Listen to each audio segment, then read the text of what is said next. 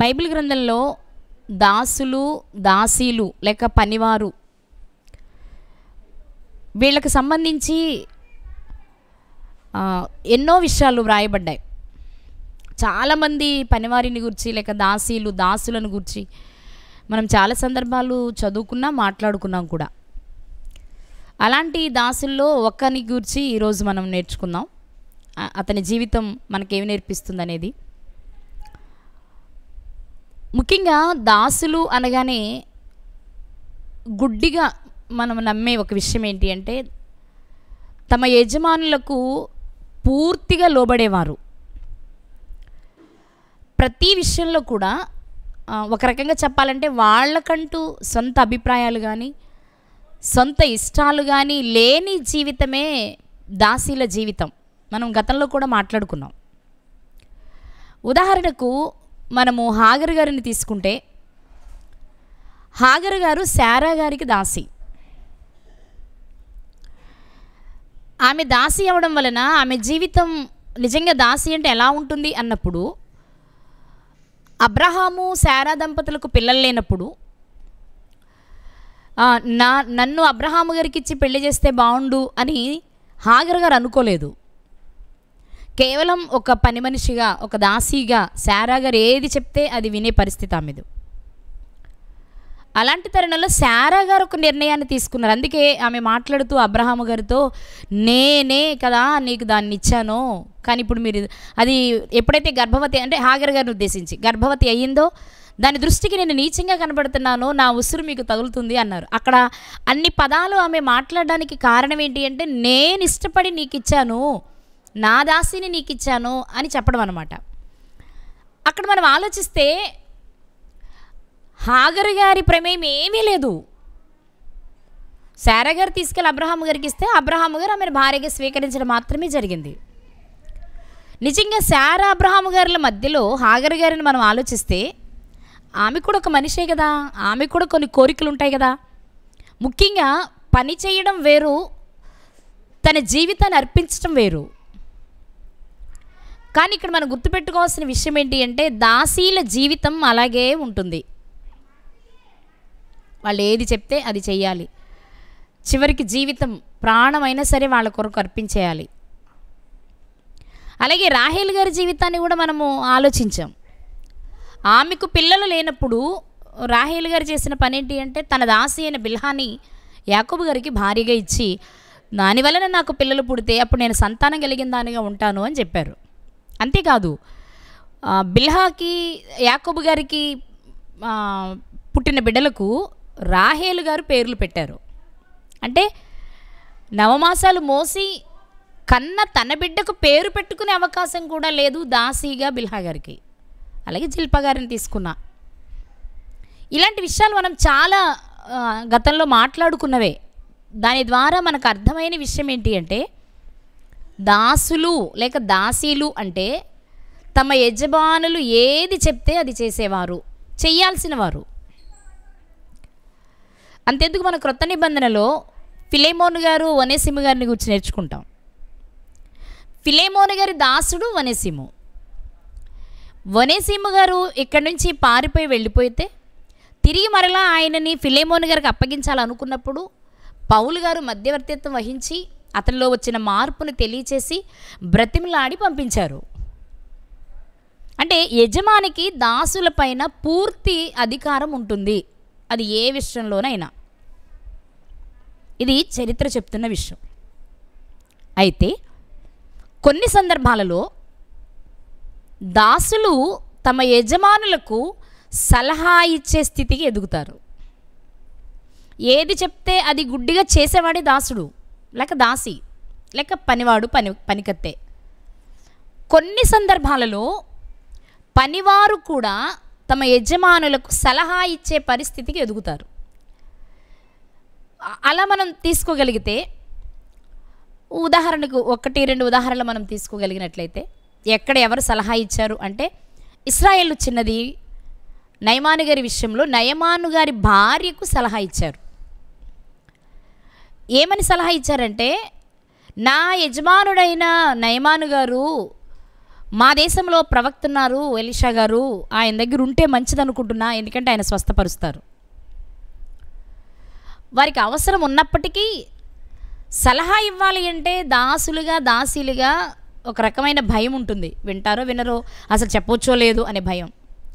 కానీ ఆ స్థాయికి వెళ్ళి వాళ్ళకి సలహా ఇవ్వాలి అంటే వీళ్ళ జీవితంలో చాలా జరగాలి, వీళ్ళ మాట వాళ్ళు వినాలి అంటే చాలా జరగాలి. అంతేకాదు అదే సందర్భంలో మనం ఆలోచించినట్లయితే నయమాను గారు ఎలీషా గారి దగ్గరికి వెళ్ళేటప్పుడు పనివారిని వెంట పెట్టుకుని వెళ్ళారు.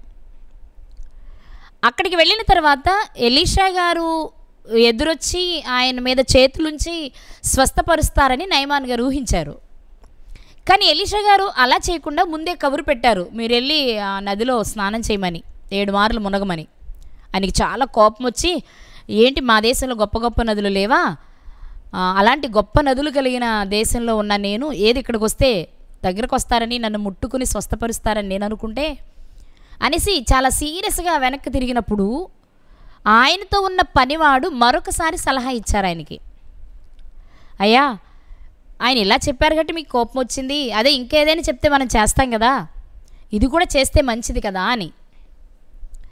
ఇక్కడ మనం ఆలోచిస్తే వీరొక సలహా ఇవ్వగలుగుతుంటే ఆ సలహాని వాళ్ళు స్వీకరించగలుగుతున్నారు అంటే సలహా ఇచ్చేవారి విషయంలో, సలహా తీసుకునే వారి విషయంలో కూడా కొన్ని విషయాలు మనం గమనించాలి. అవేంటి అంటే బైబిల్ గ్రంథంలో చక్కని మాట వ్రాయబడింది, మనం గతంలో విన్న ఒకసారి చూద్దాం. అపోస్తుడైన పౌలు గారు తీతు గారికి రాసిన పత్రిక 2వ అధ్యాయము, తీతు గారికి రాసిన పత్రిక 2వ అధ్యాయము 9-10 వచనాలు చదువుకుందాం. తీతు గారికి రాసిన పత్రిక 2వ అధ్యాయము 9-10 వచనాలు. దాసులైన వారు అన్ని విషయములయందు మన రక్షకుడగు దేవుని ఉపదేశమును అలంకరించినట్లు తమ యజమానులకు ఎదురుమాట చెప్పక, అంటే ఒక దాసుని మాట యజమాని వినాలి అంటే ముందు తన జీవితంలో ఏం జరగాలి అంటే తమ యజమానులకు ఎదురు చెప్పకూడదు. 2, ఏమీయూ అపహరింపక దొంగతనం చేయకూడదు. అంటే మనం గనక ఆలోచిస్తే దొంగతనం చేయడానికి చాలా వరకు ఆస్కారం ఉంటుంది దాసులు. ఎందుకంటే వీళ్ళు పేదవారిగా ఉంటారు, పనివాళ్ళుగా ఉంటారు, యజమానుని ఇంటిలో అన్నీ సమృద్ధిగా ఉంటాయి. వాటిని చూడగానే వీళ్ళకి మనసు లాగుతుంది, వాటిని తీసుకోవాలనిపిస్తుంది. కొన్నిసార్లు దొరక్కపోవచ్చు, కొన్నిసార్లు దొరకవచ్చు. అలాంటిది ఏదైనా ఒక్కసారి జరిగితే, ఒక్కసారి దొరికితే ఇక ప్రతిసారి వాళ్ళని దొంగలుగానే గుర్తిస్తారు. కాబట్టి ఒక యజమాని తన దాసుని మాట వినాలి అంటే తాను ఆ యజమాని దగ్గరకు వెళ్ళిన నాటి నుండి ఎప్పుడూ ఎదురు చెప్పేవారిగా ఉండకూడదు. ఏది చెప్తే అది చిత్తమండి, సెలవియండి, వింటున్నానండి, నేను ఇక్కడే ఉన్నానండి, ఏం చేయమంటారండి అని అడిగేలా ఉండాలి. ఇక 2, ఎలాంటి పరిస్థితుల్లో కూడా దేనిని అపహరింపని వానిగా ఉండాలి. ఇక 3వ విషయం ఏంటి అంటే సంపూర్ణమైన మంచి నమ్మకమును కనుపరచుచు. నమ్మకం, మంచి నమ్మకం, సంపూర్ణమైన మంచి నమ్మకం. నమ్మకమే కష్టం, ఇక మంచి నమ్మకం అంటే ఇక వాళ్ళు చెప్తే గుడ్డిగా నమ్మేయచ్చు. దాసుని మాట యజమాని వినాలి అంటే ఆ దాసుడు సంపూర్ణమైన మంచి నమ్మకాన్ని కనుపరచాలి, అంటే తన క్రియల్లో చూపించగలగాలి. అలా చేస్తే అవును కదండి, నమ్మకం ఉంటే చాలు, చాలా వరకు మనం వాళ్ళ మాట వింటాం. అది మంచి నమ్మకం అయితే, ఆ మంచి నమ్మకంలో కూడా సంపూర్ణమైన మంచి నమ్మకం అయితే ఇంకేం ఆలోచించాం, వాడు దాసుడనే సంగతి కూడా మర్చిపోతాం. కొన్ని సందర్భాలలో యజమానే వాళ్ళని సలహా అడిగేలా ఉంటుంది. అంత మంచి నమ్మకాన్ని సంపాదించాలి. అలాగే అన్ని కార్యములయందు వారిని సంతోషపెట్టుచు ప్రతి పనిలో యజమాని మనసును సంతోషపెట్టడమే తన జీవిత ధ్యేయంగా బ్రతికే దాసుని మాట యజమాని వింటాడు. ఏది చేసినా, నేను ఈ పని చేస్తున్నా నా యజమానికి నచ్చుతుందా, నా యజమాని సంతోషిస్తాడా, నా యజమాని సంతోషించి నన్ను మెచ్చుకుంటాడా, అయితే నా యజమాని సంతోషించే పని నేను చెయ్యాలి అనుకుని ఏ దాసుడు చేస్తాడో ఆ దాసుడు చెప్పే ఏ చిన్న సలహా అయినా యజమాని వింటాడు. కాబట్టి అన్ని కార్యముల యందు వారిని సంతోషపెట్టుచు, అది చిన్న పని కావచ్చు, పెద్ద పని కావచ్చు, ఏ పనిలోనైనా ఈ పని చేస్తే నా యజమానుడు సంతోషిస్తాడు అని మొదట తన మనసులో ఫిక్స్ చేసుకుని అలా బ్రతికే వాడిని మాట తన యజమాని వింటాడు. అలాగే వారికి లోబడి ఉండవలెనని వారిని హెచ్చరించుము. వాస్తవానికి పౌలు గారు తిమోతి గారికి లేఖ రాస్తూ దాసులైన వారికి ఈ మాటలు చెప్పయ్యా అని రాశారు. అందులో దాసులు యజమానుల గురించి మనం ఆలోచిస్తే ఇది కొన్ని లక్షణాలు వారికి ఉండాలి. యజమానులకు ఎదురు చెప్పకూడదు, దొంగతనం చేయకూడదు, సంపూర్ణమైన మంచి నమ్మకాన్ని కనుపరచాలి, 4 అన్ని కార్యముల యందు సంతోషపెట్టాలి, అలాగే సంపూర్ణంగా లోబడాలి. ఎదురు చెప్పకపోవడమే లోబడడం కాదు, ఎదురు చెప్పకుండా ఉండాలి, మరియు సంపూర్ణంగా లోబడాలి. ఇన్ని తన జీవితంలో ప్రతిదినము కనుపరుస్తూ ఉంటే అప్పుడు ఏదైనా సందర్భం వచ్చినప్పుడు దాసుల మాట యజమాని వింటాడు. కాబట్టి ఇప్పుడు మనకు అర్థం కావాలి, బైబిల్ గ్రంథంలో చాలామంది దాసుల మాట యజమానులు విన్నారు. ఇప్పుడు మీకు అనిపిస్తుంది ఆ యజమానులు మంచి వాళ్ళైతే మనం సలహా ఇవ్వచ్చండి, యజమానుడికి కూడా మన మీద నమ్మకం ఉంటే బాగుండండి, కొన్ని సందర్భాలు మనం ఏం చేయకపోయినా వాళ్ళు మనల్ని ఏదో ఒకటి అంటారండి, అలాంటి వాళ్ళతో మనం ఎక్కడ ఎగుతామండి అని మాట్లాడుతూ ఉంటారు. కానీ బైబిల్ గ్రంథం చెప్పింది ఒక మాట మనం జ్ఞాపకం చేసుకోగలిగినట్లయితే, ఎలాంటి యజమానులకు లోబడి ఉండాలి అని బైబిల్ చెప్పింది అంటే, ఒక మాట చూద్దామండి. పేతురు గారు రాసిన మొదటి పత్రిక 2వ అధ్యాయము 18వ వచనం. పేతురు గారు రాసిన మొదటి పత్రిక 2వ అధ్యాయము 18వ వచనం. పనివారలారా, అంటే దాసులారా, పని మనుషులారా, మంచివారును సాత్వికులైన వారికి మాత్రము కాక, పనివారికి చెప్తున్నారు ఈయన, పని చేసుకునే దాసులకు చెప్తున్న మాట ఏంటి అంటే, మంచివారు సాత్వికులైన వారికి మాత్రమే కాక ముష్కరులైన మీ యజమానులకు పూర్ణ భయముతో లోబడి ఉండుడి. యజమానులకు లోబడి ఉండే విషయం, లోబడి ఉండాలి అని తీతు గారికి పౌలు గారు రాస్తున్న మాట మనం చూసాం కదా. అంటే దాసుడు కొన్ని లక్షణాలు కలిగి ఉండాలని, అందులో లోబడి ఉండటం అనేది ఒక లక్షణం. అయితే ఎలాంటి వారికి లోబడాలి అని అడిగినప్పుడు పేతురు గారు చెప్తున్న మాట ఏంటో తెలుసా, మంచివారు సాత్వికులకు మాత్రమే అనట్లా, మంచివారికి సాత్వికులకు మాత్రమే కాక, అంటే వారికి మాత్రమే కాక ముష్కరులైన యజమానులకు కూడా పూర్ణ భయముతో లోబడి ఉండాలట. ఎలాంటి యజమానులు? ముష్కరులైన యజమానులు, మూర్ఖులైన వారికి కూడా ఎలా లోబడి ఉండాలి అంటే అక్కడ కూడా చాలా వివరంగా ఇచ్చారు. పూర్ణ భయముతో లోబడి ఉండాలి. లోబడి ఉండడమే కాదు, భయముతో ఉండడమే కాదు, పూర్ణ భయముతో లోబడి ఉండాలట. అప్పుడు ఖచ్చితంగా ఏం జరుగుద్దంటే, ఎలాంటి యజమాని అయినా తన దాసుని మాట వింటాడు, తన పనివాని మాట వింటాడు. మనం చాలా సందర్భాలలో చాలా విషయాలు ఎలీషా గెహాజీ గారి విషయంలో కానివ్వండి, ఎలీషా గారి విషయంలో కానివ్వండి, మనం గమనిస్తూ ఉంటాం.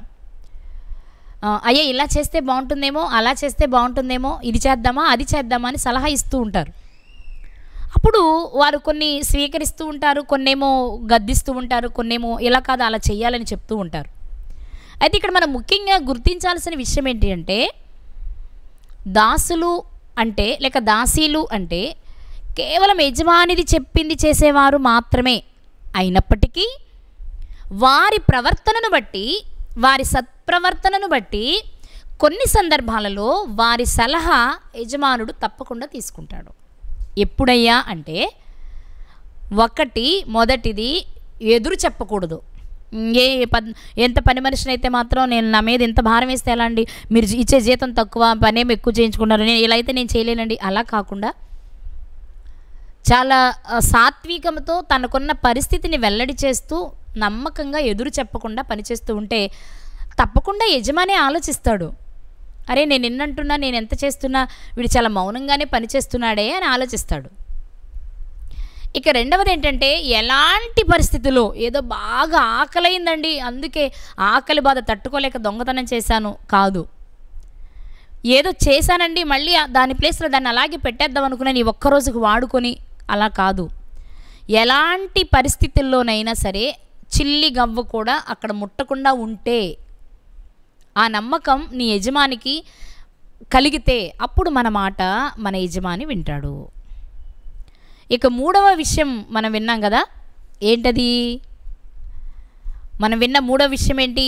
ఎలా వారి విషయంలో ఉండాలని చెప్పారు, ఎలా ఏం కనుపరచాలని చెప్పారు అంటే, సంపూర్ణమైన మంచి నమ్మకం. సంపూర్ణమైన మంచి నమ్మకం, మంచి నమ్మకం, సంపూర్ణమైన మంచి నమ్మకం కనుపరుస్తూ అన్ని కార్యాలలో, అంటే తన బ్రతుకే తన యజమానిని సంతోషపరచుటకు అన్నట్లుగా ఉంటాయి. నా బ్రతుకే నా యజమానిని సంతోషపరచుటకు అన్నట్లుగా ఉంటూ, అలాగే ముష్కరుడైన మంచివాడైనా, సాత్వికుడైన మూర్ఖుడైనా, ఎలాంటి యజమానైనా నీ యజమానికి పూర్ణ భయముతో లోబడి ఉన్ననాడు ఒక దాసుని మాట ఒక యజమాని వింటాడు. ఇంకా చెప్పాలి అంటే ఆ దాసుని గురించి యజమాని ఆలోచిస్తాడు. ఇంకా చెప్పాలి అంటే అలాంటి దాసునికి ఏం చేయాలి అని ఆలోచిస్తాడు. ఇలాంటి లక్షణాలు కలిగిన, ఇలాంటి స్వభావమును కనుపరిచిన, యజమాని మనస్సు గెలిచిన ఒక్క దాసుని ఈరోజు మనం జ్ఞాపకం చేసుకుందాం. ఇలాంటి అంటే ఎదురు చెప్పకుండా చెప్పింది చేస్తూ, తను చెప్పిన ప్రతి పనిని చేయడానికి ఇష్టపడుతూ అలా జీవించినటువంటి ఒక పనివాణిని లేక ఒక దాసుని గురించి ఈరోజు మనం జ్ఞాపకం చేసుకుందాం. ఆయన మీ అందరికీ తెలిసిన వ్యక్తే. విశ్వాసులకు తండ్రి అయిన అబ్రాహాము గారి ఇంట ఉన్న దాసుడు. విశ్వాసులకు తండ్రి అయిన అబ్రాహాము గారి ఇంట ఉన్న దాసుడు. చూద్దాం ఒకసారి ఆదికాండము 15వ అధ్యాయము. ఆదికాండము 15వ అధ్యాయము మొదటి నుండి చదువుకుందాం. ఇవి జరిగిన తరువాత, అంటే ఆ ముందు అధ్యాయంలో కొన్ని విషయాలు జరిగాయి కదా, యుద్ధం జరగడం, రాజుల మధ్య కొట్టుకోవడం, సొదొమ గొమొర్రా ప్రజలను, లోతు కుటుంబాన్ని చెర తీసుకుని పోవడం, అబ్రహాము గారు వెళ్ళి వారిని రక్షించి తీసుకురావడం, ఇదంతా 14వ అధ్యాయంలో జరుగుతుంది.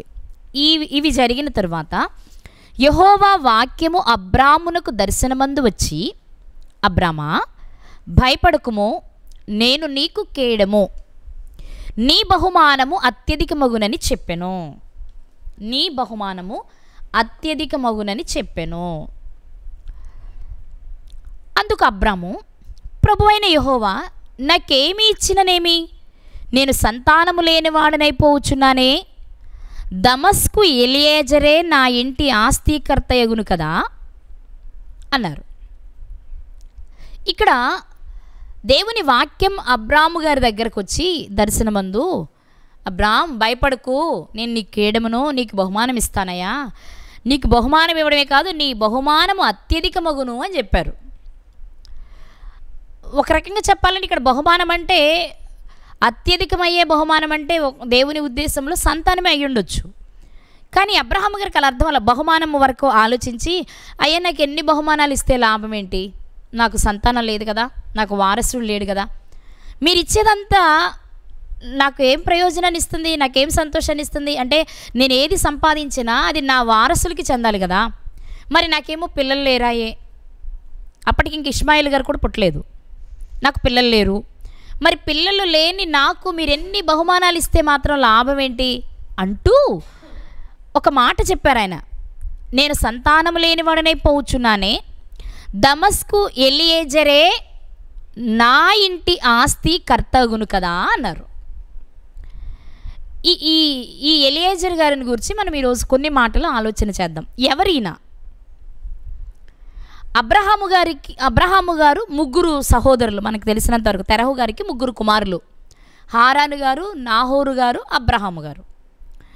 వీళ్ళల్లో లోతు గారి తండ్రి హారాను గారు లోతు గారు జన్మించిన తర్వాత మరణించారు. అలాగే నాహోరు గారు, అబ్రహాము గారు వివాహాలు చేసుకున్నారు. వీరికి పిల్లలు కూడా పుట్టారు. నాహోరు గారి కుమారుడు బెతుయేలు గారు, బెతుయేలు గారి కుమారుడు లాబాను గారు, బెతుయేలు గారి కుమార్తె రిబ్కా గారు మనకు తెలిసిన చరిత్ర. సో వాళ్ళకి పిల్లలు పుట్టారు, అంటే నాహోరు గారికి పిల్లలు పుట్టారు, అబ్రహాము గారికి తర్వాత పిల్లలు పుట్టారు, అది మనకు తెలిసిన విషయం. అయితే హారాను గారికి మాత్రం లోతు గారు జన్మించిన తర్వాత హారాను గారు మరణించారు. ఇప్పుడు మనం ఆలోచించవలసిన విషయం ఏంటి అంటే, మనకి ఇప్పుడున్న చట్టం కానివ్వండి, బైబిల్లో ధర్మశాస్త్రంలో వ్రాయబడిన మాట కానివ్వండి, తండ్రి ఆస్తి కలిగిన వాడై చనిపోతే అది తన కుమారులకి ఎలాగో వస్తుంది మనకు తెలుసు. ఒకవేళ కుమారులు లేకపోతే అతని పేరు తుడిచిపెట్టేసేవారు. ఆ తర్వాత ఏం జరిగింది అంటే, అతని పేరు తుడిపి పెట్టకుండా అన్నదమ్ములు ఎవరైనా ఉంటే వారి కుమారులు పంచుకోవచ్చు. అన్నకి మగపిల్లలు ఉన్నారనుకోండి, వాళ్ళకి చెందుతుంది ఆ ఇంటి పేరట వాళ్ళకి. తమ్మునికి కుమారులు ఉన్నారనుకోండి, వాళ్ళకి చెందుతుంది.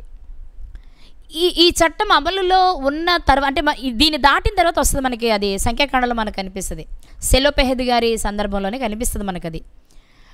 అప్పుడు క్రొత్తగా సెలోపెహెదు గారి కుమార్తెలు చేసిన పని ఏంటి అంటే, కుమారులు లేనంత మాత్రాన మా నాన్నకి వారసులు లేకపోయినట్లేం కాదు, మేము కుమార్తెలు ఉన్నాం కాబట్టి మా నాన్న ఆస్తికి మేము వారసులం, కుమార్తెలు కూడా ఇవ్వచ్చు, ఈ విషయాన్ని మీరు ఆలోచించండి అని మోషే గారి దగ్గరికి తెచ్చారు. దాన్ని మోషే గారు ప్రార్థన చేస్తే దేవుడు కూడా దాన్ని అంగీకరించారు. అప్పటి నుంచి స్త్రీలకు వారసత్వం ఇవ్వడం అనేది కొనసాగుతూ వచ్చింది.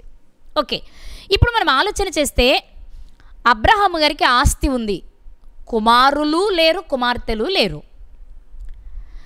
కాబట్టి ఈయన నాహోరు గారిని విడిచిపెట్టి బయటకు వచ్చేసారు. కాబట్టి నాహోరు గారికి ఏమి ఇవ్వక్కర్లేదు అనుకుందాం. కానీ హారాను గారి కుమారుడైన లోతు గారు అబ్రహాము గారిని వెంట పెట్టుకుని అంటి పెట్టుకుని ఉన్నాడు. అలాంటప్పుడు అబ్రహాము గారి ఆస్తి లోతు గారికి కదా చెందాలి. మరి లోతు గారికి ఇస్తున్నట్టు కానీ, లోతు గారికి ఇవ్వబోతున్నట్లుగా కానీ మాట్లాడకుండా ఎలియాజర్కే ఇవ్వాలని అనుకోవడం వెనుక ఆంతర్యం ఏంటి? ఇతను కూడా ఒక సహోదరుడు కుమారుడు అంటారా? అది మనకి ఎక్కడ కనిపించదు. కానీ ఇతను ఎవరు అని కనుక మనం ఆలోచిస్తే సహోదరుని పిల్లలు కాదు, బంధువుల పిల్లవాడు కూడా కాదు. కానీ అతను ఎవరో ఇక్కడే రాయబడిన మాట. 3వ వచనాన్ని చదువుకుందాం. ఆదికాండం 15వ అధ్యాయం 3వ వచనం.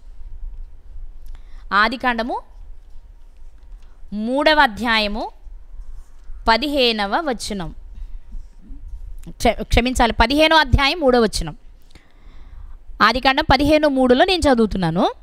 మరియు అబ్రాము, ఇదిగో నీవు నాకు సంతానమియ్యలేదు గనుక నా పరివారములో ఒకడు నాకు వారసుడు. ఇంతకీ ఎలియేజర్ గారు ఎవరయ్యా అంటే, అన్నదమ్ముల పిల్లలు కాదు, లేక తెరహు గారి అన్నదమ్ముల పిల్లలు కాదు, లేక తెరహు గారి తండ్రి నాహోరు అన్నదమ్ము పిల్లలు కాదు. ఎందుకంటే వీళ్ళందరూ ఒకే ఇంటి పేరుగా పరిగణించబడతారు కాబట్టి. అబ్రహాము గారి సహోదరుడి కుమారుడు కాదు, తెరహు గారి సహోదరుడి కుమారులు కాదు, నాహోరు అంటే తెరహు గారి తండ్రి అయిన నాహోరు గారి సహోదరుల పిల్లలు కాదు. వీళ్ళలో ఎవరైనా వెనక్కి వెళితే వీళ్ళందరూ అర్హులే అని మనకు అర్థమవుతుంది. కానీ అబ్రహాము గారు వీళ్ళెవ్వరికీ ఆస్తిని ఇవ్వాలి అని చెప్పట్లేదు, కానీ దమస్కు ఎలియాజర్కి ఇవ్వాలి అంటూనే ఆయన ఎవరో కూడా చెప్తున్నారు. ఏమని? ఇదిగో నీవు నాకు సంతానమియ్యలేదు గనుక నా పరివారములో ఒకడు నాకు వారసుడు. అదేంటి, పనివాడు ఎలా వారసుడవుతాడు? ఎప్పుడు వారసుడవుతాడు? ఎందుకు వారసుడవుతాడు? పోనీ ఎవరో అనుకున్న మాట కాదు, ఆస్తి వస్తుంది కాబట్టి ఎలియాజర్ గారు చెప్తున్న మాట కూడా కాదు.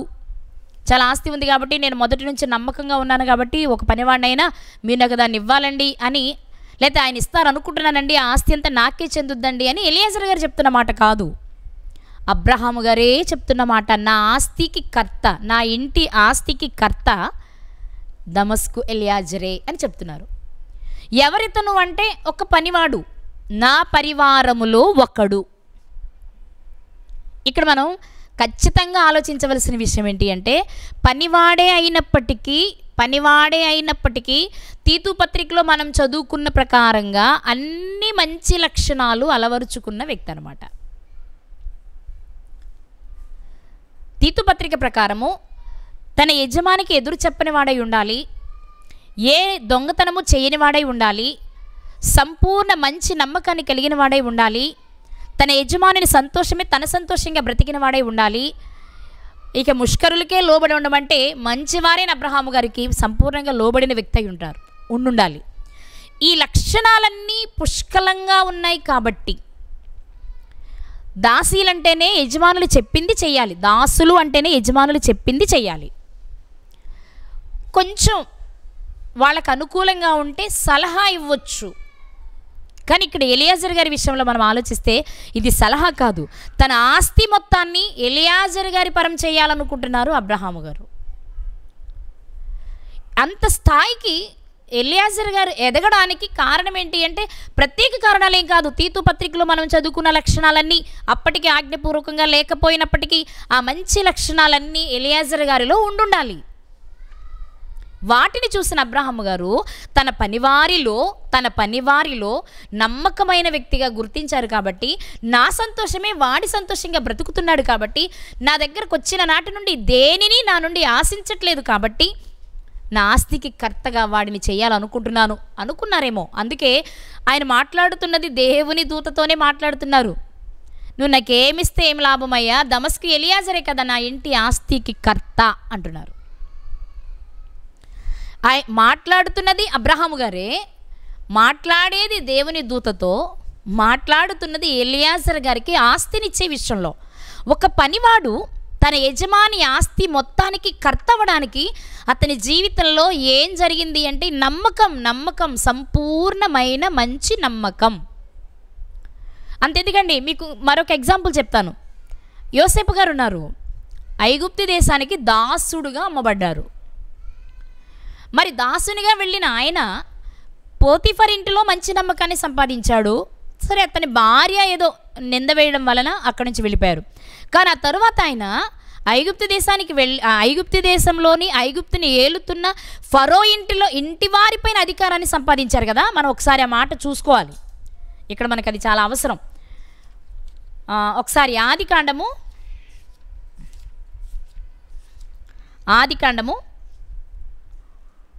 41వ అధ్యాయము 40వ వచనమండి. నీవు నా ఇంటికి అధికారివై ఉండవలెను. ఫరో చెప్తున్నారు యోసేపు గారితో, నీవు నా ఇంటికి అధికారివై ఉండవలెను, నా ప్రజలందరూ నీకు విధేయులై ఉందురు, సింహాసన విషయంలో మాత్రమే నేను నీకంటే పైవాడనై ఉందునని యోసేపుతో చెప్పెను. ఏం చెప్తున్నారు ఈయన? కేవలం ఐగుప్తు దేశాన్ని ఏలే విషయం మాత్రమే కాదు, మనం ఇక్కడ గుర్తుపెట్టుకోవాల్సిన విషయం ఏంటంటే నీవు నా ఇంటికి అధికారివై ఉండు.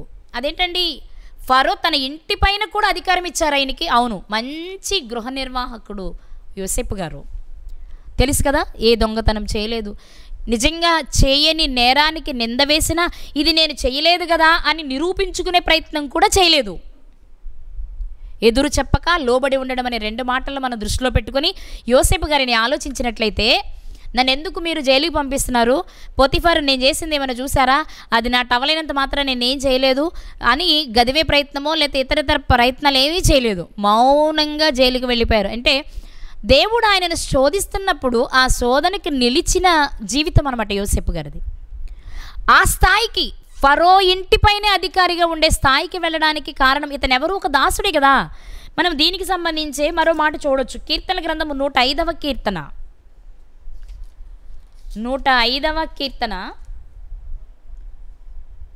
17వ వచనంలో 2వ భాగం చూడొచ్చు. ఆ తర్వాత 21వ వచనం కూడా చూడొచ్చు. యోసేపు దాసుడుగా అమ్మబడెను. యోసేపు గారు ఐగుప్తు దేశంలో ఒక దాసుడు. అయితే వారి సంకెళ్ళ చేత అతని కాళ్ళు నొప్పించిరి, ఇనుము అతని ప్రాణమును బాధించెను. అతడు చెప్పిన సంగతులు నెరవేరు వరకు యెహోవా వాక్కు అతని పరిశోధించుచుండెను. రాజు వర్తమానము పంపి అతన్ని విడిపించెను. జైల్లో ఉన్నప్పుడు పిలిపించారు కదా ఆ కలభావం చెప్పాలని. ప్రజలనేలిన వాడు అతనిని విడుదల చేసెను అని మాట్లాడుతూ ఇక్కడ వ్రాయబడినమాట. ఇష్ట ప్రకారము అతడు తన అధిపతుల నేలుటకును, తన పెద్దలకు బుద్ధి చెప్పుటకును, తన ఇంటికి యజమానునిగాను, తన యావదాస్తి మీద అధికారినిగాను అతని నియమించెను. ఫరో ఏమేం చేశాడట? ఒకటి, ఇష్ట ప్రకారముగా అంటే మనపూర్వకంగా ఆయన ఏం చేస్తాడు? అధిపతులను ఏలడానికి. 2, పెద్దలకు బుద్ధి చెప్పడానికి. 3, తన ఇంటికి యజమానిగా అలాగే తన యావదాస్తి మీద అధికారినిగా అతన్ని నియమించెను. ఇక్కడ మనం గుర్తుపెట్టుకోవాల్సిన రెండో విషయం ఏంటి అంటే, యోసేపు గారు ఆ స్థాయికి వెళ్ళడానికి కారణం కూడా దాసుడై ఉన్న, ఏ రోజు తమ యజమానులకు ఎదురు చెప్పకుండా, దేనిని అపహరింపకుండా ఎంతో నిజాయితీగా పనిచేశారు. అందుకే పోతిఫర్ కూడా కదా ఆయన్ని గుర్తించే తన ఇంటి బాధ్యతలన్నీ అసలు ఏముందో ఏం లేదో కూడా తెలియదట పోతిఫర్కి. యోసేపు గారికి అన్నీ తెలుసట. పోతిఫర్ ఇంటిలో కానివ్వండి, ఫరో ఇంటి మీద కానివ్వండి, అధికారిగా ఆ స్థాయికి ఆయన వెళ్ళడానికి కారణం ఏంటి అంటే, తీతు పత్రికలో మనము చదువుకున్న విషయాలు అతని జీవితంలో ఉన్నాయి కాబట్టి. ఇప్పుడు మనము యావదాస్తి మీద యోసేపు గారికి అధికారం ఎందుకు వచ్చిందో, అబ్రహాము గారి యావదాస్తి మీద కూడా ఎలియాజర్కి రావడానికి కారణాలు అవే అయి ఉండాలి. నా మాట మీకు అర్థమవుతుంది అనుకుంటున్నా. ఏ దాసుని పైనైనా యజమాని సంపూర్ణ అధికారం ఇవ్వడానికి కారణాలు కేవలం మనం మాట్లాడుకున్న విషయాలే. ఎందుకు అంటే, అబ్రహాము గారి సహోదరుడి కుమారుడు అబ్రహాము గారిని అంటి పెట్టుకునే ఉన్నాడు. అయినప్పటికీ అతని ఆస్తిని అతనికి ఇచ్చేసి పంపించేశారే తప్ప, నా మిగిలిన ఆస్తి నా సహోదరుడి కుమారుడు లోతున్నాడు కదా అతనికే చెందుతుంది కదా అనట్లే. నా ఇంటి పెద్ద దాసుడు, లేకపోతే నా పరివారిలో ఒకడైన దమస్కు ఎలియాజరే దీనికి కర్త, నా ఇంటి ఆస్తికి కర్త అవుతారు అని అబ్రహాం గారు చెప్తున్నారు. అంటే ఎలియాజర్ గారి జీవితాన్ని మనం ఇక్కడ ఆలోచన చేస్తే, ఎలియాజర్ గారు అడగట్లా, అయ్యా నేను చాలా కాలంగా మీ దగ్గర పనిచేస్తున్నాను కదా, ఏ రోజైనా మీ మాటకి నేను ఎదురు చెప్పానా? మీ ఇంటిలో ఏదైనా అపహరించానా? నేను మీ సంతోషమే కోరుకున్నాను కదా, మీకు లోబడి జీవించాను కదా, నమ్మకంగా ఉన్నాను కదా, మరి నేను ఇంత బాగా బ్రతుకుతుంటే నాకు ఏదైనా చెయ్యాలని మీకు అనిపించట్లేదా అని ఎలియాజర్ గారు అడగట్లేదు. యోసేపు గారు కూడా అడగలేదు. నిజంగా నమ్మకంగా పనిచేసేవారు, మనకి సామెతల గ్రంథంలో చదువుతాం మనం, నమ్మకంగా పనిచేయువాడు దీవెన నొందుతాడు, తమ యజమానుని మంచిని సంపాదించుకుంటారు.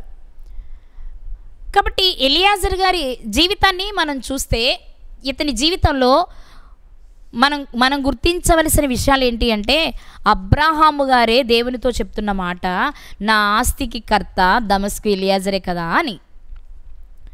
ఎవరు ఇతను అంటే, సహోదరుడు కాదు, సహోదరుని పిల్లలు కాదు, లేక చిన్నాయన పెద్దనాయన పిల్లలు అలాగూ కూడా కాదు, కానీ ఒక పనివాడు.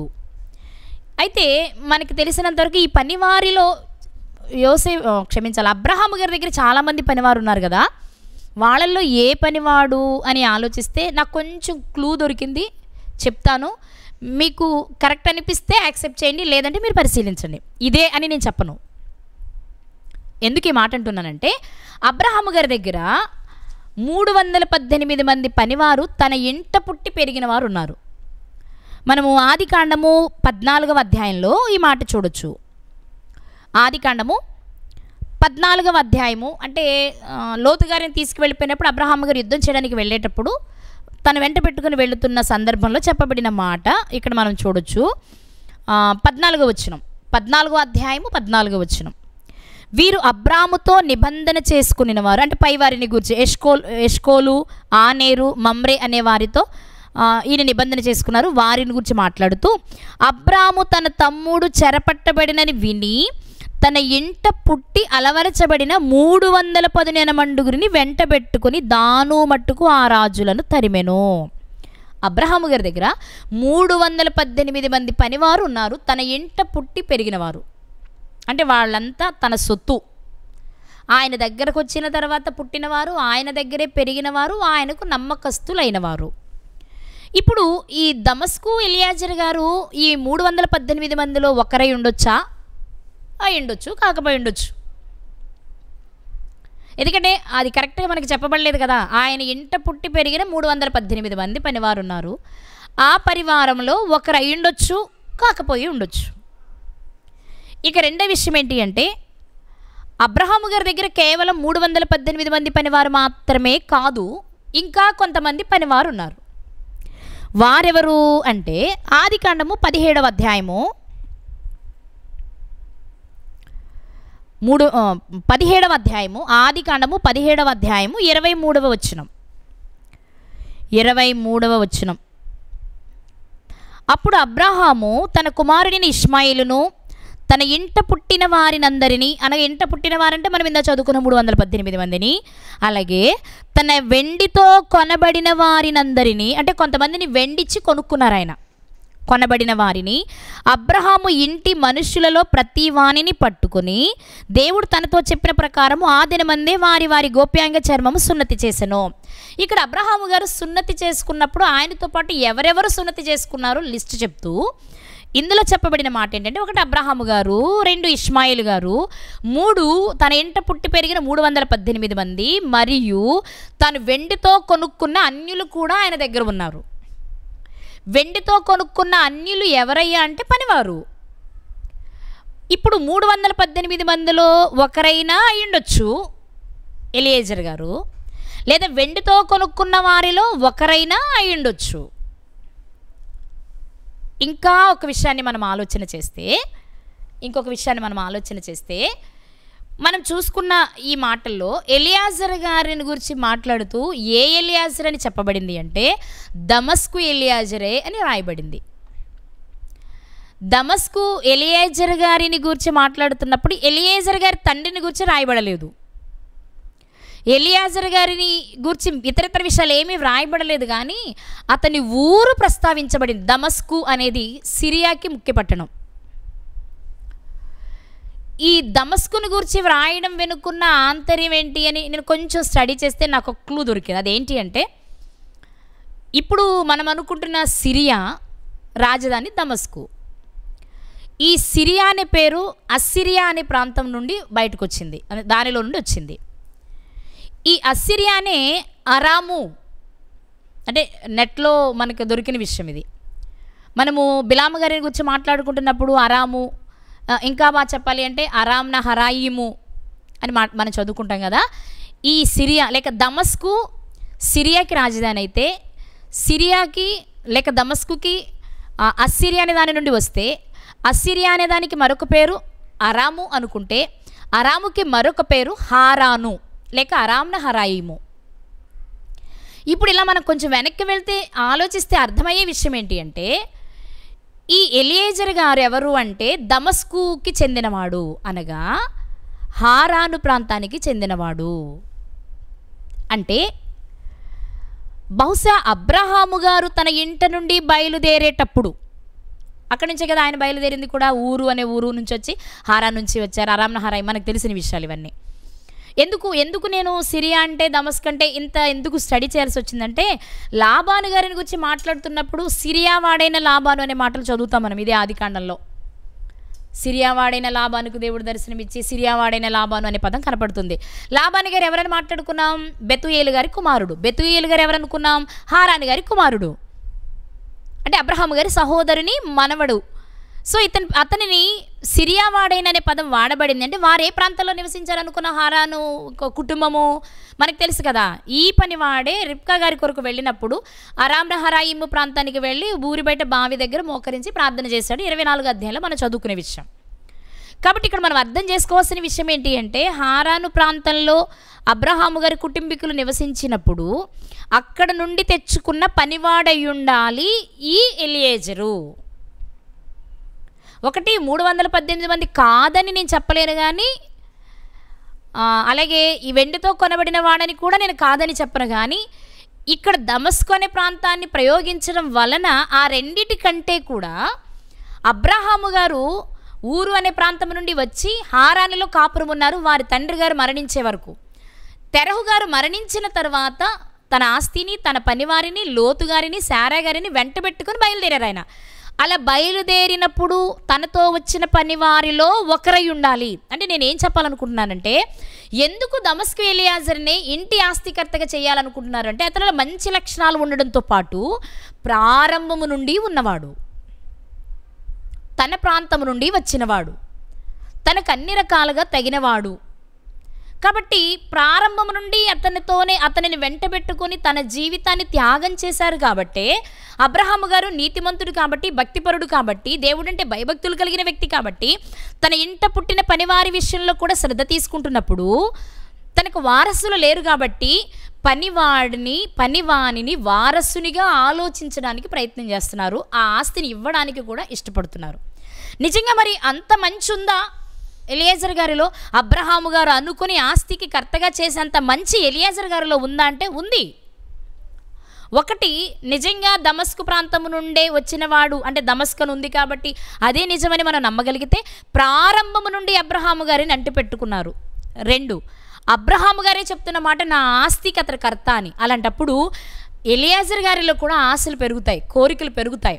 అతనికి సంతానం లేకుండా ఉంటే బాగుండు, ఆస్తి అంతా నాకే వస్తుంది అనుకోవచ్చు. సంతానం కలిగిన ఏదో రకంగా ఇరికించి ఏదో రకంగా చెడగొట్టి ఆ సంతానం చేతికి అందకుండా కూడా చెయ్యొచ్చు కుతంత్రాలు కలిగిన వాళ్ళైతే. కానీ ఎలియాజర్ గారి జీవితం అలా కనిపించదు మనకి. నమ్మకం అంటే నిజంగా నమ్మకమే, సంపూర్ణమైన మంచి నమ్మకంతో పాటు ముష్కరులైన వారికి లోబడి ఎలా ఉండమందంటే పూర్ణ భయంతో కదా. మరి మంచి వారైన అబ్రహాము గారి దగ్గర ఎలియాజర్ గారు ఎలా ఉన్నారు అంటే పూర్ణ భయముతోనూ సంపూర్ణమైన మంచి నమ్మకంతోనూ ఉన్నారు. ఎలా చెప్తామంటే ఇస్సాకు గారు లేకపోయినా ఉన్న ఎలియాజర్ గారి ప్రవర్తనలో మాత్రం ఎలాంటి మార్పు లేదు. ఉదాహరణకి ఇస్సాకు గారు పుట్టక మునుపు అబ్రహాము గారు అనుకున్నారు ఆస్తికి కర్త అతనని. ఇప్పుడు దేవునితోనే చెప్తున్నారు అంటే మాటల్లో కూడా ఎవరొకరి ద్వారా అని ఉండొచ్చు, లేకపోతే మనుషులు కూడా అలా అనుకుని ఉండొచ్చు. మొదటి నుంచి అబ్రామ్తో ఉన్నది నువ్వే కదా, ఇంక ఆయన వాళ్ళు పోతే పెద్దవాళ్ళు, ఈ ఆస్తి అంతా నీకేలే, నమ్మకంగా పనిచేస్తున్నావు. మనం కూడా మనం చూసిన వాళ్ళు అంటూ ఉంటాం, యజమానులకి ఎవరు లేకపోతే పనివాడు నమ్మకంగా ఉంటే నీకు మాత్రం అన్యాయం చేస్తాడా యజమానికి, ఆయనకి మాత్రం ఎవరున్నారు అని మాట్లాడతాం మనం కూడా కదా. ఇప్పుడు ఆ నోట ఈ నోట అనుంటారు, లేకపోతే అబ్రహాము గారు ఎప్పుడైనా అనుండొచ్చు. దేవునితోనే మాట్లాడుతున్నారు అంటే అతని మనస్సులో అది ఉండుండొచ్చు, మనస్సులో ఉంది కాబట్టి అతన్ని ప్రత్యేకంగా చూసుండొచ్చు. ఇన్ని జరిగినప్పుడు ఇవన్నీ దాటుకొని ఒక్కసారిగా ఇస్సాకు గారు జన్మించిన తర్వాత అతనే వారసులని దేవుడు చెప్పినప్పుడు ఎలియాజర్ గారిలో అసూయ రావచ్చు, బాధ కలగొచ్చు, ఏం చేసి ఆ ఆస్తిని నేను చేజెక్కించుకోవాలని ఆలోచించవచ్చు. కానీ ఆ మనస్సు ఎలియాజర్ గారిలో ఎక్కడ కనిపించదు. ఎంత కనిపించదంటే యజమానుని ఆనందాన్ని కోరుకున్న వ్యక్తి. నిజంగా ఇస్సాకు గారికి భార్యను తీసుకురావడానికి ఎలియాజర్ గారిని పంపించారు. ఇంటి పెద్ద దాసులను ఉంటుంది కాబట్టి మనం చాలా వరకు ఆలోచిస్తే ఆయనే అవ్వడానికి ఛాన్స్ ఉంది. ఆస్తికి కర్తగా అతను చేశారు కాబట్టి అన్ని విషయాల్లో నమ్మకంగా ఉన్నాడు కాబట్టి. ఇప్పుడు ఆయనే రిబ్కా గారి కోసం వెళితే ఆయన చేసిన మంచి పని ఏంటో తెలుసా? వీడు నాకు అడ్డం వచ్చేసాడు, ఇప్పుడు వీడికి పిల్లని తీసుకురావాలా, లేకపోతే అసలు వాడినే ఉండకూడదు, వాడికి పెళ్ళి జరగకూడదు, అది జరగకూడదు, ఇది జరగకూడదు అనుకోవచ్చు. మనుషులుగా ఆలోచిస్తే డబ్బు మీద ఆస్తి మీద వ్యామోహం ఉన్నవారు చేసే పని అదే. కానీ వాటిల మీద ఆయనకి మమకారం లేదండి. ఇస్సాకు గారిని చాలా ప్రేమించాడు, ఇస్సాకు గారిని కూడా చాలా ప్రేమించారు ఎలియాజర్ గారిని. అబ్రహాము గారే కాదు, ఎలియాజర్ గారిని ఇస్సాకు గారు కూడా చాలా ప్రేమించారు. అంతెందుకు, నువ్వు వెళ్ళి తీసుకురావాలి అమ్మాయిని అని అతనికి బాధ్యతను అప్పగించినప్పుడు ఎంత వినయంగా పనిచేశారో తెలుసా ఎలియాజర్ గారు, ఎంత బాగా చేశారో తెలుసా? అలాగేనండి, తప్పకుండా వెళ్తాను. మరి నేను వెళ్ళి అక్కడ ఎలా కనుక్కోవాలంటే దేవుడు దూతను పంపిస్తాడు, నాకు నా ఇంటికి ఎలాంటి ఆమె కోడలుగా రావాలో నీకు అక్కడ దేవుడు తెలియచేస్తారు, తెలుసుకోమని చెప్పారు. అక్కడ చాలా చక్కగా అడుగుతారండి ఆయన. అబ్రహాము గారితో చాలా బాగా మాట్లాడతారు ప్రమాణం చేసేటప్పుడు. మరి ఒకవేళ ఆ చిన్నది ఇక్కడికి రావడానికి ఇష్టపడకపోతే నేనేం చేయాలి అంటే ఎంత బాధ్యత ఎలియాజర్ గారిలో మనకు కనిపించేది, ఎంత బాధ్యత కదా. ఓకేనండి, మీరు చెప్పినట్లే నేను వెళ్తా, మీరు చెప్పినట్లే నేను చేస్తా, ఇది నేను చేసే వరకు ఓకే. కానీ నేను వెళ్ళిన తర్వాత ఆ అమ్మాయి ఇక్కడికి రావడానికి ఇష్టపడకపోతే అప్పుడు నేనేం చేయాలి? నేను అక్కడ తీసుకెళ్ళొచ్చా? నన్ను తీసుకెళ్ళమంటారా? ఎందుకు ఆ మాట అడుగుతున్నారంటే అతనికి అన్నీ తెలుసు. దేవుడు అబ్రహాము గారికి సెలవిచ్చినప్పుడు నీ తండ్రి ఇంటి నుండి, నీ దేశం నుండి, నీ బంధువుల యొద్ద నుండి నువ్వు తెంచుకొని రావాలి. మనం గత వారమే మాట్లాడుకున్న విషయం అది. అన్ని బంధాలను తెంచుకొని ఒక నిర్జీవమైన స్థితిలో నువ్వు బయటకు వస్తే నేను ఉజ్జీవింపజేస్తానన్నారు దేవుడు. కాబట్టి ఈ విషయాలన్నీ తెలిసినవాడు కాబట్టే మరి పరిస్థితి ఏంటి? అమ్మాయి రాకపోతే నా యజమాన్ని తీసుకెళ్ళొచ్చా, ఇస్సాక్ గారిని అక్కడ తీసుకెళ్ళొచ్చా? ముందే తెలుసుకుంటున్నాడు బాధ్యతగా. మనము ఈ విషయాలే గతంలో దావీదు గారి విషయంలో ఆలోచించాం. తన అన్నలందరూ గొల్లియతుతో యుద్ధంలో ఉన్నప్పుడు అన్నల్ని పలకరించడానికి, అన్నల్ని పరామర్శించడానికి తండ్రి పంపించేటప్పుడు తండ్రి మందను కాస్తున్న దావీదు గారే నమ్మకమైన మరొక పనివాడికి అప్పగించి వెళ్ళినట్టు మనం చూస్తాం. ఈ సందర్భాన్ని కూడా మనం జ్ఞాపకం చేసుకునేటప్పుడు పంపిస్తున్నది అబ్రహాము గారు కాబట్టి ఏదో ఒకటి చేసుకురావచ్చు. వెళ్ళినట్టు నటించవచ్చు, వెళ్లకుండానే వెళ్ళానని చెప్పొచ్చు, ఎవరో తింగరమ్మాయిని తీసుకురావచ్చు, లేకపోతే తన ఇష్టానుసారంగా ప్రవర్తించవచ్చు. కానీ ఎంత భయభక్తులతో ఉన్నట్టు కనిపిస్తారో తెలిసే ఎలియాజర్ గారు మనకి.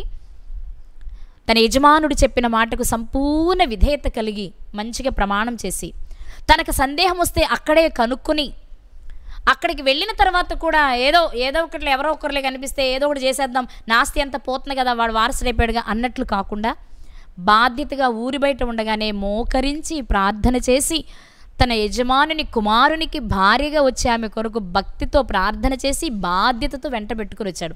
ఒక మాట చెప్తానండి మీకు ముగించే ముందు. వెళ్ళింది ఎలియాజర్ గారు. అబ్రహాం గారి కంటే చాలా చిన్నవాడు, అతను కూడా పురుషుడే. ఇప్పుడు ఆమెను తీసుకురావడానికి వెళ్ళేటప్పుడు పనివారిని, ఇంకా కొంతమంది పనివారిని వెంట పెట్టుకుని వెళ్ళినా ఎలియాజర్ గారిని పంపించేటప్పుడు అబ్రహాము గారికి ఉన్న నమ్మకం ఏంటంటే ఇతడు వెళితే నమ్మకంగా పనిచేస్తాడు, నాకు ఎలాంటి భయం ఉండదు. ఎందుకంటే తీసుకురావాలిగా మరి ఆ చిన్నదాన్ని. ఆయన ఏ వయసు అయినా రిబ్కా గారి చిన్న వయసు, అంటే వివాహం కాలేదు, ఇప్పుడు వివాహం కావాలి. ఒక కన్యకను తీసుకురావడానికి ఎలియాజర్ గారిని, ఒక పనివాడిని పంపిస్తున్నాడు అంటే అబ్రహాము గారికి ఎంత నమ్మకం ఉండాలి? మొదటి విషయం. పోనీ అబ్రహాము గారు అంటే చాలా కాలంగా ఎలియాజర్ గారిని చూస్తున్నారు కాబట్టి పంపించారు అనుకుందాం. ఇస్సాకు గారికి ఎంత నమ్మకం ఉండాలి? ఇప్పుడు ఆయన తీసుకొచ్చిన అమ్మాయి నేను చేసుకోవాలి, మంచిగా తీసుకొస్తాడంటావా? నమ్మకంగానే తీసుకొస్తాడంటావా? మా నాన్న ఏదో నమ్మేస్తున్నాడు కానీ మనం అనుకున్నంత మంచివాడేం కాదు ఎలియాజర్ అనుకోవడానికేం లేదు.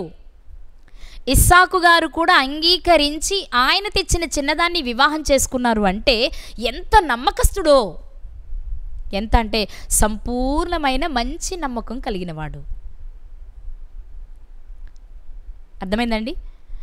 ఇక్కడ మరొక విషయాన్ని మనం గమనించాలి, ఇది కొసమెరుపు అనుకోవాలి. అదేంటి అంటే అబ్రహాము గారి ఇంటిలో పనివానిగా ఉన్నాడు, చాలా కాలంగా పనిచేస్తున్నాడు కాబట్టి ఆయన నమ్మకము అబ్రహాము గారికి, ఇస్సాకు గారికి అర్థమై ఉండొచ్చు.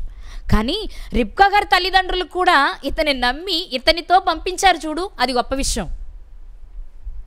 అతను వెళ్ళింది ఎన్ని రోజులు ఉన్నారు అక్కడ, ఎంత టైం ఉన్నారు అక్కడ, ఏం మాట్లాడారు అక్కడ, ఈ మాటల్లోనే అతని మీద నమ్మకం కలిగి కన్నెపిల్ల అయిన రిబ్కా గారిని తన దాదీకిచ్చి పంపించేశారు అంటే అతని మాట ఎంత బాగుంటుందో అక్కడ. అతని ప్రవర్తన, చక్కని ప్రవర్తన కనుపరచబట్టే ఆ రిబ్కా గారు కానీ, లాబాను గారు కానివ్వండి, బెతుయేలు గారు కానివ్వండి, అందరూ చాలా మంచి మనసుతో ఆలోచించగలిగారు. ఇది మనం ఖచ్చితంగా నోటీస్ చేయాల్సిన విషయం. ఇక్కడ ఆయన వెళ్ళారు, ఊరి బయటే ప్రార్థన చేసుకున్నారు. రిబ్కా గారు కడవ పట్టుకుని వచ్చారు, మంచినీళ్ళు ఈయన అడిగారు, ఆయనకు ఆయన ఒంటెలకు కూడా నీరు పోసారు ఆవిడ. వెంటనే ఈయన కానుకలు ఇచ్చారు. ఈ కానుకలు ఇచ్చినప్పుడు అపార్థం చేసుకోవచ్చు, ఏదో మాయ చేయడానికి ప్రయత్నిస్తున్నారని. అలా లేదు. ఇంటికి వెళ్ళిన తర్వాత లాబాను విషయాలు చెప్పారు కానీ లాబాను గారు పరిగెత్తుకుంటూ వచ్చి పలికిన మాట ఏంటో తెలుసా? యెహోవా వలన ఆశీర్వదించబడిన వాడా లోపలికి రా. లాబాను గారు ఆశీర్వదించబడినట్లు, క్షమించాలి, పనివాడు ఆశీర్వదించబడినట్టు లాబాను గారు పలకడం వెనుకున్న ఆంతర్యం ఏంటి అంటే అతని ప్రవర్తన చాలా వినయంగా ఉండుంటుంది, సంపూర్ణమైన వినయభావముతో ఉండుంటారు. ఆయన మాటల్లో మాధుర్యం, ఆయన మాటల్లో విధేయత, అతను మాట్లాడుతున్నప్పుడు కానీ ఆయన చెప్తున్నప్పుడు కానీ కదా మనం అన్నీ గమనిస్తాం కదా. ఇంటికి వచ్చిన తర్వాత కూడా భోజనం చేయమనగానే ఆయన చెప్పిన మాట, నేను వచ్చిన పని ముగియక మునుపు నేను భోజనం చేయనండి, అబ్బా నాకెందుకులే వచ్చాను, చాలా దూరం నుంచి ప్రయాణం చేసి వచ్చాను, అలసిపోయినాను, చక్కగా స్నానం చేస్తాను, వేడివేడిగా వడ్డించండి, తిని పడుకుంటే తెల్లారు చూసుకుందాం అనొచ్చు. కాదు కాదు, పని పట్ల ఎంత బాధ్యత ఆయనకుందో మనకి ఈ సందర్భంలో అర్థం కావాలి. నేను వచ్చిన మాట వాస్తవమే, కానీ నేను వచ్చిన పని నెరవేరక మునుపు నేను భోజనం చేయనండి. ఆ పని చెప్పి, ఆ విషయాన్ని చెప్పి, అది అయిపోయిన వెంటనే కూడా ఎక్కువ రోజులు అక్కడ ఉండడానికి ఇష్టపడకుండా తల్లిదండ్రులను ఒప్పించి వెంటనే రిబ్కా గారిని తీసుకుని ఆయన వచ్చేసారు. ప్రయాణానికే దూరం అయి ఉంటుంది, ప్రయాణానికి పట్టిన రోజులే, కానీ అక్కడ ఉన్నవి చాలా తక్కువ రోజులు, 1-2 రోజుల్లోనే ఆయన బయలుదేరి ఉండుండొచ్చు అనుకున్న విషయాన్ని మనం గమనించినట్లయితే. ఒకసారి చూద్దాం ఆ మాట. ఆదికాండము 24వ అధ్యాయము 55వ వచనం. ఆమె సహోదరుడును ఆమె తల్లియు ఈ చిన్నదాన్ని 10 దినములైనను మా యొద్ద ఉండనిమ్ము. పెళ్ళికి ఫిక్స్ అయిపోయారు. అబ్రహాము గారిని చూడలే, ఆయన ఎంత సంపాదించాడో తెలియదు, ఆయన మనసు ఇప్పుడు ఎలా ఉందో తెలియదు. వెళ్ళేటప్పుడు ఒకలా ఉన్నారు మరి, కానీ వెళ్ళిపోయిన తర్వాత ఎలా ఉన్నారు, ఎంత సంపాదించారు, ఎంత ఆస్తి ఉంది, మరి ఆస్తి అబ్రహాం గారికి ఉందలే కానీ దాన్ని కాపాడుకునే మన ఇస్సాకు గారికి ఉందా లేదా, ఇవన్నీ ఎవరు మాట్లాడాలి? వాళ్ళందరూ అన్ని విషయాలకు అంగీకరించి రిబ్కా గారిని పంపిస్తున్నారు అంటే తన యజమానిని గురించి ఎంత గొప్పగా చెప్పకపోతే వాళ్ళు తన కుమార్తెని పంపిస్తారు. ఆ చెప్పేటప్పుడు తనను తాను తగ్గించుకొని తన యజమానిని హెచ్చించడం చేత అతని మీద పూర్తి నమ్మకం ఏర్పడి ఉండాలి.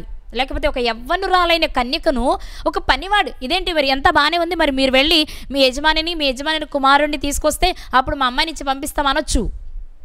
అలా కాదు, ఈయనతోనే పంపించడానికి వారు ఇష్టపడ్డారు అంటే అతను మాట్లాడే మాటలలోని విధేయత, అతను మాట్లాడే మాటల్లోని నిజాయితీ వారు గుర్తించి ఉండాలి.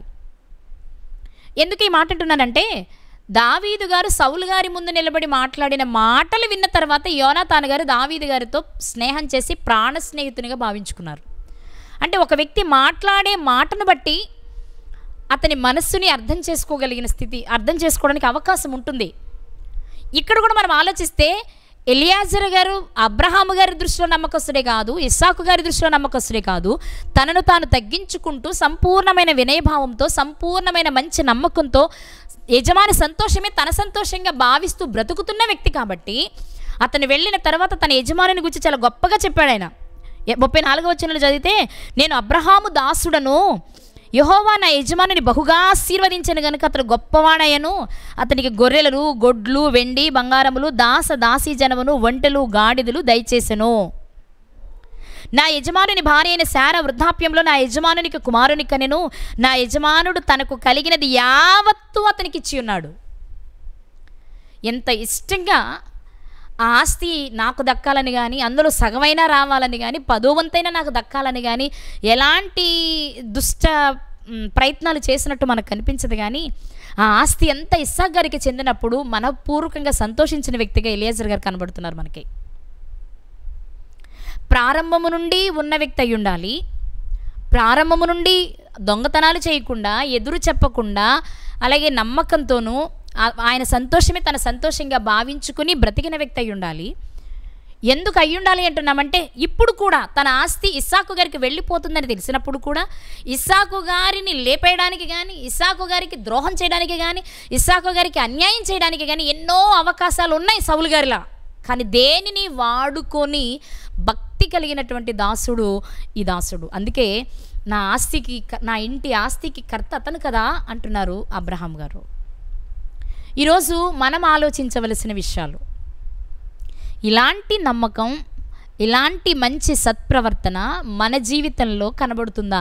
మన పైన యజమానులుగా ఎవరైనా ఉంటే, మనం ఎవరి దగ్గరైనా పనిచేస్తూ ఉంటే, లోక సంబంధంగా ఉద్యోగం చేసే చోట కానీ, వ్యాపారం చేసే చోట కానీ, లేకపోతే పని చేసే చోట కానీ మన యజమానుల దృష్టిని ఆకర్షించే మంచి మనస్సు మనకుందా? రూతు గారు కూడా అంతే కదా.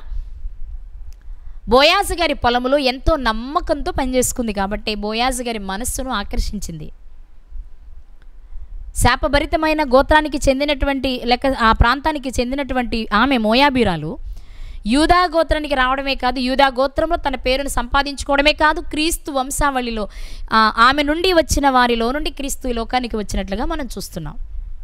ఎందుకయ్యా ఇది అంటే నమ్మకం, విధేయత, మంచితనం. వీటిని చూసే బోయజ్ గారు ఆమెను చేసుకోవడానికి ఇష్టపడ్డాడు. నీ మొదటి సత్ప్రవర్తన కంటే నీ మునుపటి సత్ప్రవర్తన ఎక్కువైందమ్మా అని చెప్పగలిగారు. ఈరోజు మనము ఒక దావీదు గారిని తీసుకున్నా, ఒక రూతు గారిని తీసుకున్నా, లేకపోతే కొత్త నిబంధనలకు వెళ్ళాక యజమానులు, దాసులు లాంటి వారిని మనం తీసుకున్నా, వీళ్ళంతా ఎందుకయ్యా అంత స్థాయికి ఎదిగారు అంటే నమ్మకం, సంపూర్ణమైన మంచి నమ్మకం కలిగిన వారిగా జీవించారు. లోక సంబంధమైన ఏ ప్రతిఫలాన్ని ఆశించలేదు. ఈ లోక సంబంధమైన ఆస్తుల కొరకు లోక సంబంధులు చేసినటువంటి ప్రయోగాలు చేసి దాన్ని సంపాదించుకోవాలనుకోలేదు. దానిని వారు తుచ్చమైన దానిగానే భావించారు. నష్టంగా ఎంచుకున్నారు, పెంటతో సమానంగా ఎంచుకున్న జీవితాలే. అందులో ఒకరే ఎలియాజర్ గారు. ఇతడు పనివాడైనప్పటికీ అబ్రహాము గారి మనస్సును గెలిచాడు. ఆస్తిని తనకివ్వాలనుకుంటున్నాడు. అప్పుడు దేవుడు చెప్పాడు, కాదయ్య నీకు నేను వారసుని ఇస్తాను అని. నాకు వచ్చేది పోయిందనే బాధ కానీ, ఏదో ఒక రకంగా వారిని కించపరచాలని కానీ, లేదా ఆస్తిలో సగభాగమైన కొట్టేయాలని కానీ, ఇలాంటి ఆలోచనలు ఏవి ఎలియాజర్ గారిలో మనకు కనిపించవు. చాలా మంచి జీవితాన్ని కలిగిన వ్యక్తి కాబట్టి కేవలం లోబడి ఉండడమే కాదు, సలహా ఇవ్వడమే కాదు, ఆస్తికే వారసుడయ్యే స్థితికి ఆయన ఎదిగాడు. అది లేకపోయినా సంతోషంగానే జీవించిన జీవితం అతనిది. ఈరోజు మన జీవితాలు ఎలా ఉన్నాయి? యేసుక్రీస్తు వారు తన పవిత్రమైన రక్తాన్ని మన కొరకు చిందించి పాపము అనే దాసత్వం నుంచి మన బయటకు విడుదల చేశారు కదా. మరి ఇప్పుడు మన యజమాని యేసుక్రీస్తు వారు కదా, ఆయనకి యజమాని తండ్రి కదా. వారిరువురికి మనం ఎలా లోబడి జీవిస్తున్నాం? వాళ్ళు మనల్ని చూసినప్పుడు మన జీవితంలో వారిని ఎదిరించేవారిగా కాకుండా, లేకపోతే ఆయన సమయాన్ని, ఆయనకి ఇవ్వవలసిన వాటిని దొంగిలించేవారిగా కాకుండా, సంపూర్ణమైన మంచి నమ్మకమును కనుపరుస్తూ వాళ్ళ దృష్టిని ఆకర్షించేలా బ్రతుకుతూ మన జీవితాలు ఉన్నాయా? ఈరోజు మనం వేసుకోవలసిన ప్రశ్న ప్రియులారా. మన జీవితంలో దేవుడు మనకి చాలా అవకాశాలు ఇస్తున్నారు, కానీ దాన్ని మనం ఎంతవరకు వాడుకుంటున్నాం అనేది చూసుకోవాలి. కాబట్టి ఇలాంటి పనివాడు, అతని జీవితాన్ని ఎందుకు దేవుడు పరిశుద్ధ గ్రంథంలో రాయించారు అంటే చాలా నమ్మకమైన పనివాడు అనమాట. ఇలాంటి మనల్ని పని చేయడానికి దేవుడి లోకానికి పంపించారు. ఈ పని చేసేటప్పుడు నమ్మకం మనలో ఉండాలి. మనల్ని చూస్తే ఆయనకి నమ్మకం కలగాలి. అంతేగాని సోమరులుగానో, లేకపోతే ధనాపేక్ష కలిగిన వారుగానో, పైకి వేషధారుల వలె నటిస్తూ, పని చేస్తున్నట్టు నటిస్తూ దేవుని మనస్సుని గెలవలేని స్థితిలో మనం ఉంటే దానివల్ల ఎలాంటి ప్రయోజనం ఉండదు. దేవుని ఆస్తి, లేకపోతే దేవుడు మనకి ఇవ్వాలనుకుంటున్న ఆ పరలోకాన్ని మనం స్వతంత్రించుకోవాలి అంటే ఆయన కంటికి కనిపించే సంపూర్ణమైన మంచి నమ్మకం మన జీవితంలో ఉండాలి. అది ఎలా ఉండాలి అనేది మనం నేర్చుకోవాలి అంటే ఎలియాజర్ గారి జీవితాన్ని మన ముందు పెట్టారు. అతడు ప్రారంభము నుండి కూడా తగ్గింపు స్వభావం కలిగి, మంచి మనసాక్షి కలిగి, నమ్మకమైన మనిషిగా, నమ్మకమైన పనివారిగానే బ్రతికాడు. ఎక్కడికి వెళ్ళినా అందరి నమ్మకాన్ని సంపాదించుకున్నాడు. మనం కూడా ఎక్కడికి వెళ్ళినా, ఎక్కడ పని చేస్తూ ఉన్నా, పని లేనప్పుడు ఒకలాగా, పని ఉన్నప్పుడు ఒకలాగా బ్రతకడం కాదు. కానీ మనల్ని చూసి ఆయన ఉన్నారని, ప్రతిఫలం ఇచ్చి ఆయన ఉన్నారనే విషయాన్ని మన మదిలో గుర్తుపెట్టుకొని జాగ్రత్తగా బ్రతకాలని కోరుకుంటూ మరి నా ఈ మాటలు ముగిస్తున్నానండి.